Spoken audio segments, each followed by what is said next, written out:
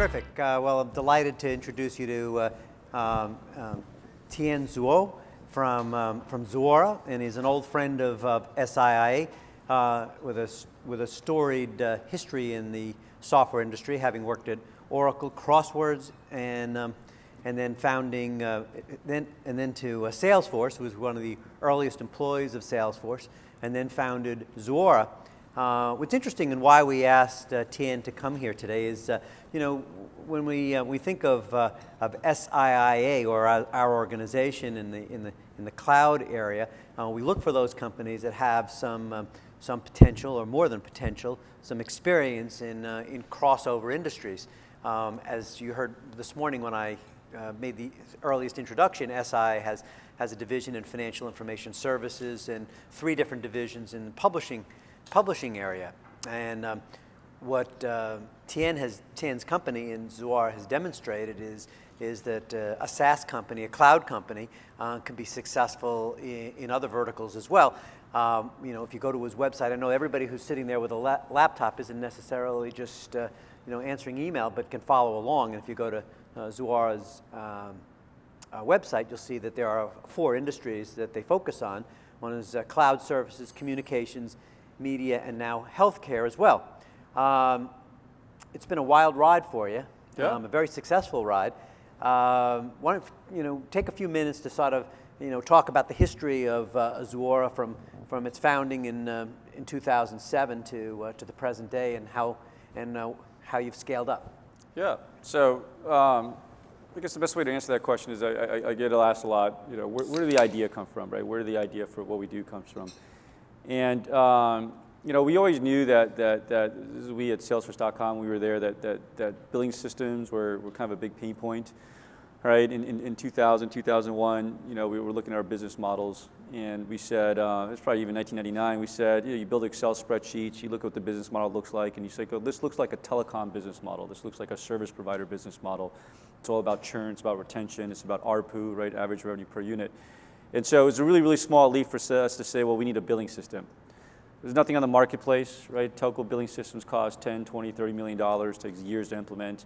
And that didn't really make any sense for us. So we wanted building our own, and it never did what we want. And so we always knew there was a pain point, but that wasn't sufficient reason to start the company. The reason to start the company was, this pain point is universal, right? And so just to kind of draw out the contrast, right? When we started Salesforce, the idea there was that the internet was going to change enterprise software, right? The internet was going to fundamentally change enterprise software, and it's going to play out over 5, 10, 15, 20 years.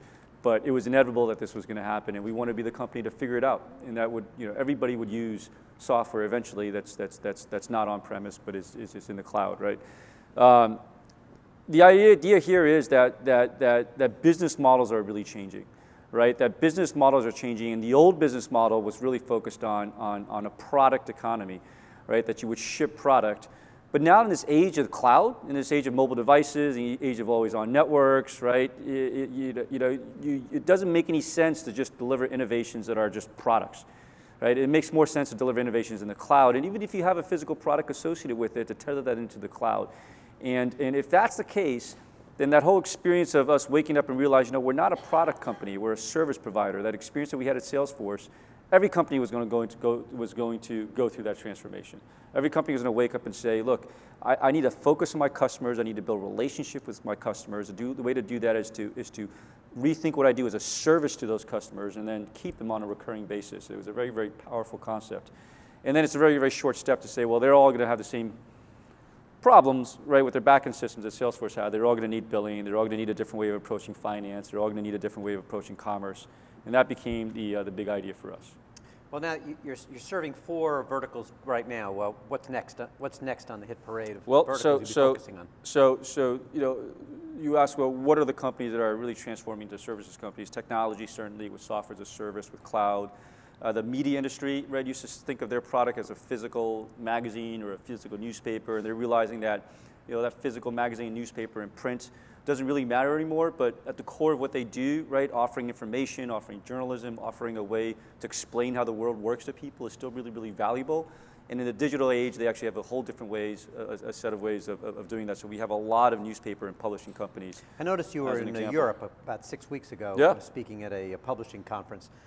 Talk a little about some of the clients that you have in Europe. So if you subscribe today to the Times of London, print or digital, the Sunday Times, the Sydney Morning Herald, the Age, the FT, we're doing deployments at the Straits Times in Singapore. This will be Singapore Press Holdings. Some of the online publications like Libération. They're all being billed and subscribed through us. And so, if they hadn't used you, how would they have done their billing? Well, it turns out that this industry used to outsource the billing and payments to third parties, the third parties that actually do the trucks. So if you ever renew to a magazine, you get the business card reply in the mail that says it's time to renew and check this box and maybe we'll bill you. That's all being done by a small set of companies. And it worked really, really well in the print there's some era. of our sponsors at the other conferences. Watch out what you do. Yeah, yeah. But in the digital era, I mean, Newsweek was a great example. You would go to newsweek.com, you would just, you would want to, register to Newsweek, but it would not know that you were a print subscriber. Right? Those two systems didn't really talk. And so News International, News UK was in the same space where they had, different systems, vertical systems for every one of their publications, the Times, the Sunday Times, the Sun, and the the fourth magazine, the fourth newspaper that they shut down, right, with the scandals. And they said, look, this doesn't make any sense. We have one customer base. We shouldn't care whether they're reading our content on the iPad, on the laptop, right, on the newspaper. We need one system to capture all our customers, and we'll work with them as a transition from a print to digital world. And so now if you go to the Times of London's website, and this, for the people that know Salesforce from the early days, you go to the top right corner, you'll see that they say they have about 375,000 subscribers today. This is a newspaper using the same type of metric that Salesforce used in the early days. That number actually used to be 320,000 6 months ago. It was about 270,000 a year ago. And you can actually just track it on a day-to-day basis. And so you can see they've transformed the way they think in terms of members, subscribers. And they've gone so far as to offer a Times Plus membership for their subscribers where they'll send you chocolate on Easter. Right, they'll give you access to cultural events and movies and so on and so forth. So they're really deepening that relationship they have with their customers. Hard to believe a newspaper that's gaining subscribers. It's a novel been a huge concept. Success story. That's right. You should tell that to the Chronicle here. Yeah, we have. Yeah. So if you're listening out there, Chronicle, that's right. Time. Well. So in doing the subscription and billing for newspapers and magazines around the world, you end up handling a lot of customer-sensitive data. Mm-hmm. Has that proven to be a challenge? So we handle a lot of credit cards. We handle credit cards. We have a lot of public companies. We probably have 50 plus public companies, or maybe about 100 public companies that use us, and they've got SOX requirements. And so this whole security with the cloud thing, which used to be top of mind for people, right, circa 2004, 2006. I think people are getting really comfortable that cloud vendor companies have a higher level of security because they invest in it than, say, Target, right, with their own internal IT departments. And so we get that question all the time. It's something we obviously take seriously. It's something that's in our contracts. Then you have to worry about where you're storing customer data, and that's not a technology issue, it's a public policy issue. That, if you're going to collect information about the citizens of Denmark, you got to store the information somewhere in Denmark. Is that? I think Edward Snowden, I think Prism has really brought this issue even further to the forefront. We have some serious policy issues to wrestle with as an industry about data residency. And they're not simple, right? And you can sort of see the recent ruling against Google and the EU, right? On one hand, from a policy perspective, it might make sense. But when you translate that to practical reality, it doesn't make any sense, right? To say that customer information can't leave a country, well, you're a multinational company. You've got customers everywhere. You've got departments everywhere. Maybe the data center and the server is actually in Germany, but the user using it on their laptop, on their screens, on their phone is all over the world. And guess what? That customer data is being transferred to somebody's phone so they can see it on their smartphone. And what does that really mean, right? And so we've got basically archaic laws and policies that have to be rethought And the technology industry really has to participate Well, in that conversation. That's a longer discussion. I mean, we in America have a very different view of this generally than the Europeans, and the Europeans are a lot more proprietary about maintaining their information. Talk about most of the work you do. Let's talk about this industry in particular. Sort of the future of public clouds versus private clouds. Does it make any difference to Zuora in terms of the kinds of companies that you're working with? No. I think once you more move towards a services model, right? So if you stop thinking of the world as being made of products and you start thinking of the world as being made up of services, right? Transportation services from Zipcar and Uber. Right, there's content services from Netflix and Spotify, right? Software applications, right? Not on a CD, but from Salesforce and Google. Then you stop caring about where these physical things are, right? And so from a public cloud, private cloud perspective, that's an issue on our side, right? And that's an issue on our side in two dimensions. We still use a colo today, but more and more you're going to see us deploying more of our infrastructure on either a private cloud or a public cloud so that we can put data centers really easily in multiple places around the world, right? We can accommodate what companies want. We can spin up environments really, really quickly. We have a lot of companies coming to us that says, look, you're driving my customer acquisition process, and but I'm about to do a Super Bowl ad, right? And I'm estimating that's going to change, that's going to have a peak of 2,000 transactions per second.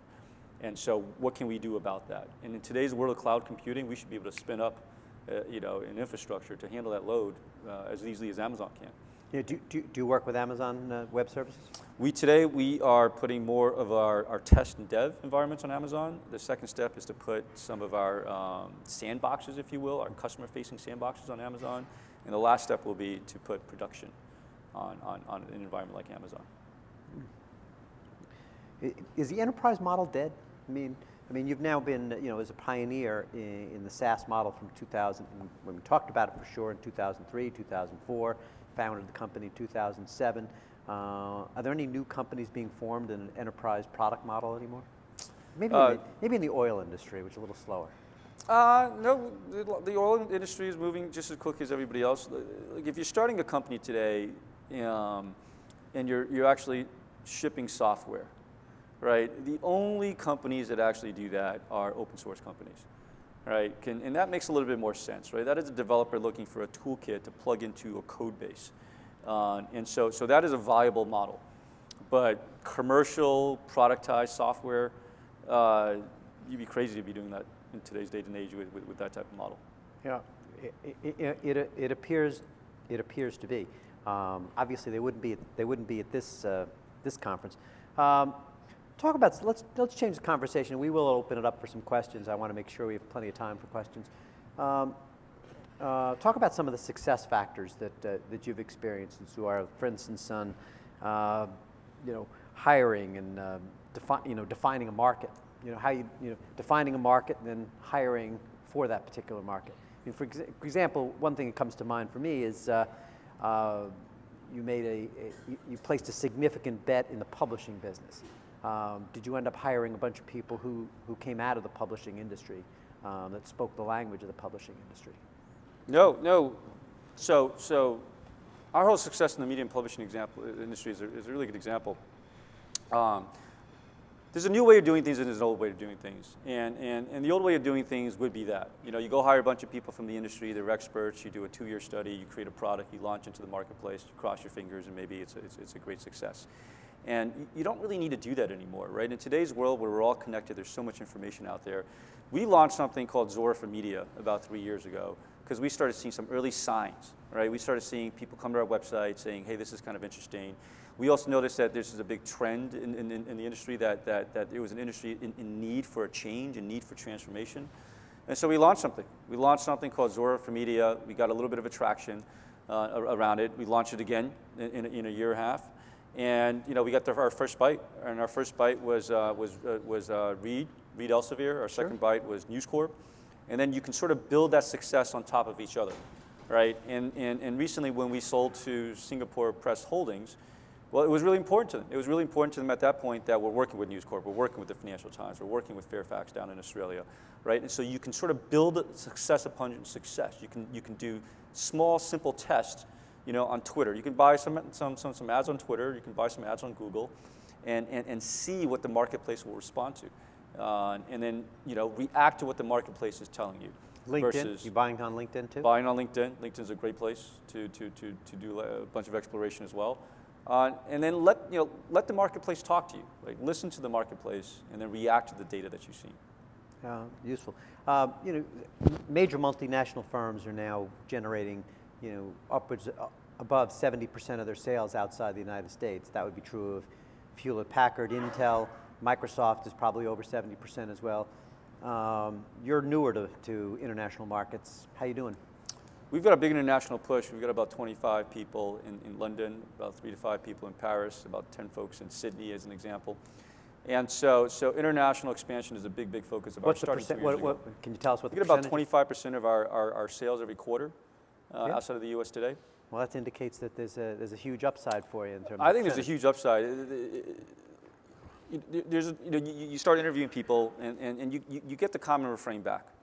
Oh, we're in Australia, we're like 2 years behind the U.S. Oh, we're in the UK, we're a year behind the U.S., right? We're in France, we're a year behind the U.S. It doesn't work like that anymore, right? There's more similarities between Sydney and San Francisco than, say, San Francisco and Wichita, right? Or Sydney and Perth. And the fact is, diffusion of information, diffusion of ideas, right? Diffusion of technologies is as much language based than anything else, right? If you Google in English, you act as one block, right? So U.S., Canada, Australia, UK, you can throw Israel in there, you can throw Amsterdam in there, you can throw some of the Nordics in there. They do most of their Googling in English. And there's no reason why in Australia Googling billing is going to be any different than an American Googling the same thing. And so what you have then is you have to see the world as a bunch of English-speaking blocks, language blocks. And then if your job is to say, look, I need to be in the top 10 metropolitan areas in these English-speaking blocks, then you start picking them off, right? If you're focused on tech, you pick off the Bay Area, you pick off New York, you pick off Austin. And then pretty soon, you got to pick off London, right? Not Chicago. And next thing you know, you're picking off Sydney, right? Not Atlanta. And that's how the world works today. And so whether you like it or not, you are international. You are global. Your customers are finding you all over the internet, and they're wanting to engage with you. And it's your choice whether you want to go fulfill that demand or not. I mean, that's a good example because you have a pretty fertile field in which to sell to. In dozens of markets. I mean, as a test, would Zuora have a salesperson in Edmonton and Calgary? No. They're not. No. They would be put them in Toronto, or the other thing I'll say is when we started Salesforce, we were really hesitant against putting field salespeople everywhere. We love the hub model, right? We love putting people physically in an office, and there's a software entrepreneur syndrome. Right, I think Ben Horowitz writes about that, which you take your successes from the past and you bring it to your next company, right? And so that's all you do for all. You just try to replicate things because you know the answer, and then you realize it's a different time, it's a different place. You got to go through the same learning that you did the first time, and so we went into with a lot of biases. But we found in today's world, we're all walking around with our phones, we're all on Facebook, we're all emailing, we're all texting each other. The idea of a distributed workforce is a lot more comfortable now than it was 10 years ago. And and you can do a lot more sales, through email and phone. You still have a face-to-face component, but you don't have to do all your meetings, right? Once you get a face-to-face component, you can supplement a lot of it with phone, video conferences, text, emails. And so there's no need to spread people out into places like Edmonton. You can create a hub in Seattle and just have them fly everywhere, right? You can create a hub in Toronto and have them fly everywhere. In fact, you don't even need a person in Toronto. You could probably place that person in Boston and just have them cover Toronto and fly out once a month for a set of meetings. That's easy. I'm going to ask you this question. You've been in business now since 2007. That would make it 7 years. You've grown the company to 350 employees, leader in the field. What's the pressure from our friends on Wall Street to take you public? I probably get emails from bankers all the time, so that's what they do. And when I'm hungry and I need a dinner, then I'll have to respond to one of the emails. Look, you start with the big vision of what you want to do, and we really do believe our vision is that ERP systems, the way they've been classically built, are great for manufacturing economies, right? Inventory, warehousing, raw materials, sourcing, supply chain, all that kind of stuff. And when you run our businesses, none of that stuff matters, right? I mean, I talked to an entrepreneur that has a physical product, but somebody manufactures it. It gets sent to somebody who's a distributor, who gets sent to somebody who installs the stuff, who then goes to the customer site and actually installs the physical devices, and his business never sees it. It's just a cost on his infrastructure. And it's like a data center cost, for lack of a better concept. So a new set of systems have to be built, right? Have to be built around customer relationships, pricing and packaging, a different form of commerce, a different form of back office applications, a different way of looking at your financials. And so we think this is a really, really big idea, right? We think this is a multi-billion-dollar idea. And so the question for us is, okay, when you're building a company, now that I've got kids, right? You get all this kids' education, and so like the way you raise the way you treat a 4-year-old is different than the way you treat a 12-year-old, is different than the way you treat an 18-year-old, and eventually, hopefully, they become adults and friends, right? At least that's my aspiration for my daughter. But they're very, very different across the different phases. It's the same with startups, and just to kind of draw arbitrary breakdowns. $0 to $3 million company, a $3 to $10 million company, a 10 to 30, a 30 to 100, 150, or a 50 employee, 150 employee, a 500 employee, 1,000 employee. They're very, very different companies. And so what I try to draw for entrepreneurs trying to build something big is to say, look, if you're going to try to climb a mountain, and let's put like $1 billion at the top of the mountain, right? Or we'll put $10 billion, whatever your aspiration is. You don't scale the mountain, right? Unless you're a nut climbing Half Dome, right? You climb the mountain and you do switchbacks. And every one of these switchbacks is, and I like the metaphor because it's an about face. And so when you're trying to scale a company, it's all about understanding what phase of the company you're in and what's the most optimal. You get a whole bunch of advice from people that are relevant to other phases of the company that you literally have to discard, right? And they give you advice with good intentions, but you got to contextualize that advice and say, well, they're really talking about a different type of company.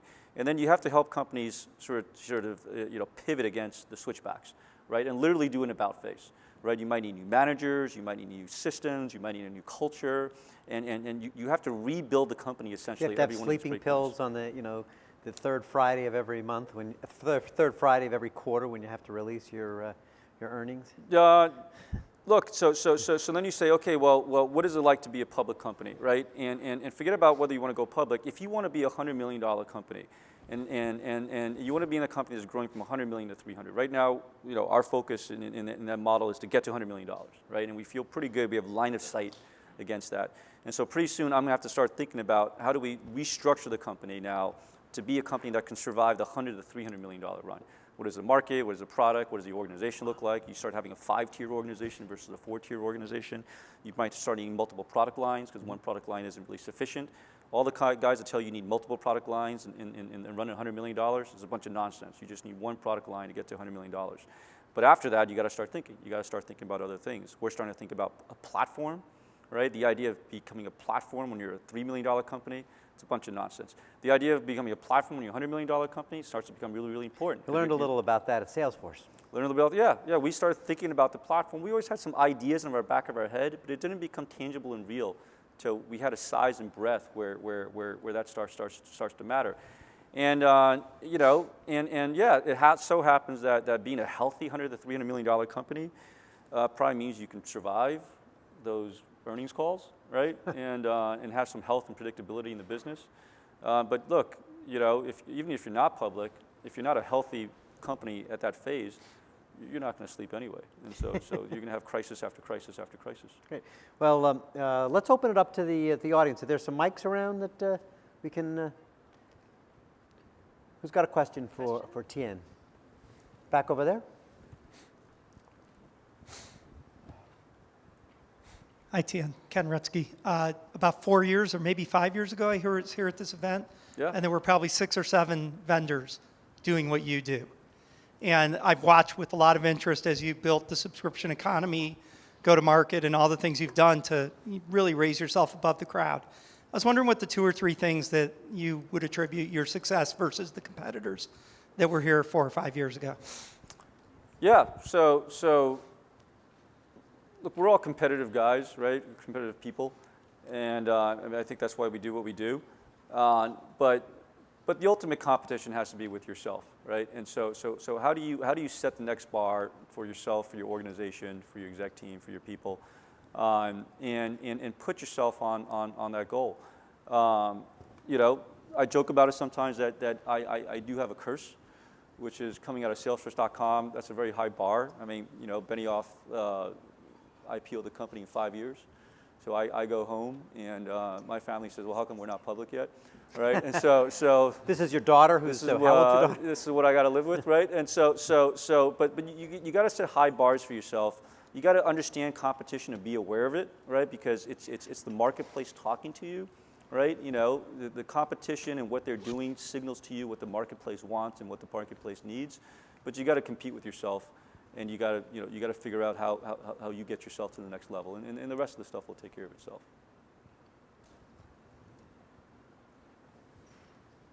Other questions? Any parting shots for, oh, Rihanna, oh, sorry, we have another, sure, go ahead. My name is Josh Lyons. I'm from a company called Revenate Yeah. in San Francisco. There you Why don't you guys. say that in the mic again? Yeah, Josh from Revenate. I think we've actually had some conversations with you guys. And one question I have is, how have you seen companies successfully transition from a non-automated field sales, consultative sales approach to something that is potentially more scalable using something like Zuora with a lot of in-app cross-sell, upsell, e-commerce functionality built in, especially when the user of your application may not be the buyer of your product? Yeah. So you know, I'm highly tempted to get into a sales pitch, given the way you frame that question of what we do. But yeah. Look, there's 2 dimensions to that, right? The first dimension is what is your go-to-market, and in that there's 2 questions with a B2B model with salespeople. There's 2 questions I kind of drill into for that, which is for your average rep, right? What are they doing? Are they doing 30 deals a quarter? Are they doing 10 deals a quarter? Are they doing 1 deal a quarter, right? And that informs a lot of what your go-to-market looks like. And then the second question is how many do you have, right? Because your first 8 reps, the manager of those 8 reps is very, very different than the manager of 30 reps and the manager of 100 reps. And I think Mike Volpe said this to me once. He said, strategy folks kind of go up and down size scales, a little differently. Operational guys tend to specialize in one specific phase, right? And so the person that loves managing a 30-person org might actually not be the great person that manages an 8-person org, right? And so knowing a little bit about you guys, I suspect you're still in that 8 to 10 type of salesperson. And so there's a management infrastructure, and then there's how do you design how to make a rep successful, right? The implication for your model, I think, is going to be something like, look, you need a guy that knows how to hustle. You need to know how to guy that does quick deals, quick qualifications, and then move on. But you don't need a heavy operations guy. You need a person that knows how to manage 6 or 7 guys and just close the deals themselves, right, as an example. Where we come in from an automation and infrastructure standpoint is, look, the old day of saying we sell a product and we move on to the next transaction is broken, right? It doesn't work anymore. What you try to do is you try to get a customer in at a level they're comfortable with. 5 users, 3 hotels, for us, $1 million of revenue, 1 product line.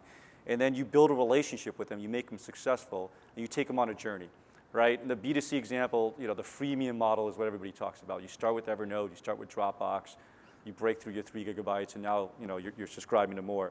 But you're taking them on a journey, and what that implies is you have a long-term customer relationship with lots and lots of transactions, right, as you take them through that journey. And those transactions are a lot more complicated, right? Just think about a renewal, an upsell, give me 3 more users, is it coterminous, is it not coterminous? And that's where, if you have a high volume sales model, those things really, really start to break if you try to do all those things manually, right? And that's, just remember our engagement with you, right? Those are the things that are being reflected in my mind. Okay. Another question? Yes, this is Omid Razavi with SuccessFactors, now SAP. I have a question for you, Tien. Do you see subscription economy as an end state or transition to consumption economy and eventually outcome-based economy? Yeah, SuccessFactors, SAP, I thought it was going to be a Sean Price question, so thanks for not doing that. So, look, the economists wanted to do a study on the sharing economy, right? Uber, Airbnb, and we said, look, we'll sponsor that. That's kind of how they work, you know. But like, could you ask a few broader questions? And so they asked a bunch of questions. They came back and they realized, you know, sharing is kind of a niche thing. The broader thing is, you know, they call it alternative consumption models, and the idea, basic idea is the product doesn't matter, right? And if I get philosophical about it, and I sort of pull back and look at it through a multi-century arc, right? I would say that relationships between people are the natural state of things. I would say that somewhere in the early 20th century, this whole idea of mass production, right? The Model T and all that kind of stuff, you know, created 100 years of just an anomaly where people didn't know people, and you're just sort of buying things in an anonymous form because the basis of competition, if you will, it was volume, right? You know, if you could get the most volume, you could drive down your marginal cost, and that's how the basis of the competition is. And all that is going away. All that is going away because of the internet, right? We all have relationships with each other. One of my favorite stories to tell right now to bring this out is we have a medical device company that sells a scanner. It's a gene sequencing device. It's a great demo. You take out a chip. The guy's actually going to speak. We're actually going to be, our Subscribe conference is in 2 weeks. So this is why this story is top of mind. And for you guys, I invite everybody to come to our Subscribe conference. www.subscribe.com. My CMO would beat me up if I forgot to mention that. But you put a few drops of blood on it, you put it in this device. But here's the cool part of the story. For 20 years, this device was just standing there. But then starting a year ago, they created a version of this device that's connected to the internet. And the reason they did that is like, well, this device has all these processors on it. That's why it cost $250,000. That makes no sense, right? Because it's gene sequencing, parallel processing. Let's just do it all on Amazon. And so they created this device. But then the next step is what's more interesting. They're like, all of a sudden, we can track what our customers are doing. We never used to know what our doctors do with our devices. We sell it to the hospital, it's gone, right? And now we can actually see this doctor did 10 scans last week, this doctor did 20 scans, this doctor did 30 scans. They saw a new doctor pop up in Africa. There's like the first doctor we ever had in Africa. What is he trying to do? They called the doctor up and they said, oh, the doctor's actually treating malaria. And because this device is only a $30,000 device now instead of a $250,000 device, you know, it's been transformational for that doctor in that area. And so all of a sudden they're realizing, you know, this is where the world is going. This is where the world is going, where devices are connected. You know who your customers are. You know what they're doing. You've got a relationship with them. And if you're not building your business model around that knowledge, right, around that capability, then something's going wrong, right? Something's going wrong. Now, getting back to consumption economy, sharing economy, you know, look, I'm not a big fan of the whole Lyft thing of peer-to-peer. I think it's niche-y. I think eventually, you know, you want to buy from a trusted brand, right, that you know has a reputational aspect to it, versus the guy down the street that just happens to bum you a ride that you don't really know. And so I still think there's roles for companies, corporations, right, that can take on a broader brand responsibility. And I think sharing itself will always be just a little bit niche-y. Great. Well, please join me in thanking Tien for illuminating discussion.